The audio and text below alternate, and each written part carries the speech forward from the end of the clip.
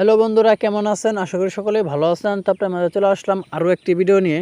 তো আজকের ভিডিওতে আপনাদেরকে দেখাবো আপনার হোয়াটসঅ্যাপের প্রোফাইল ফটো কীভাবে আপনি হাইড করে রাখবেন বা লুকিয়ে রাখবেন।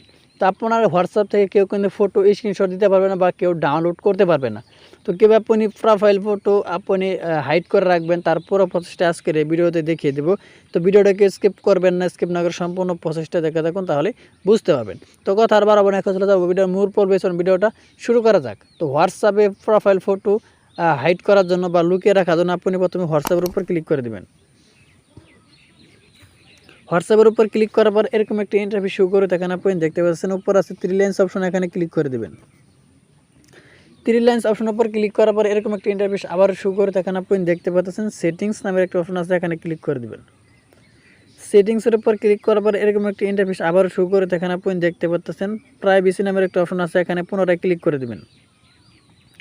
প্রাইভেসির উপর ক্লিক করার পর এরকম একটি ইন্টারফেস আবার শো করে এখানে আপনি দেখতে পাচ্ছেন প্রোফাইল পিক, এখানে আপনি পুনরায় ক্লিক করে দেবেন। প্রোফাইল পিকের উপর ক্লিক করার পর দেখতে পাচ্ছেন আপনি এখানে কিন্তু এফডি অন করা থাকতে পারে।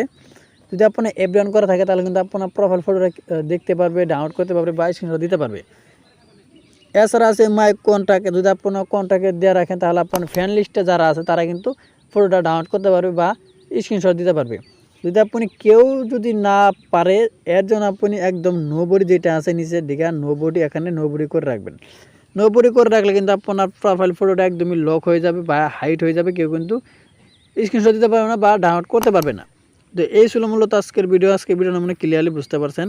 তো আজকের ভিডিওটা যদি ভালো লাগে অবশ্যই লাইক করে দেবেন আর প্লিজ চ্যানেলটি সাবস্ক্রাইব করে আমার সাথে থাকবেন। তো সবাই ভালো থাকুন, সুস্থ থাকুন, আল্লাহ হাফেজ।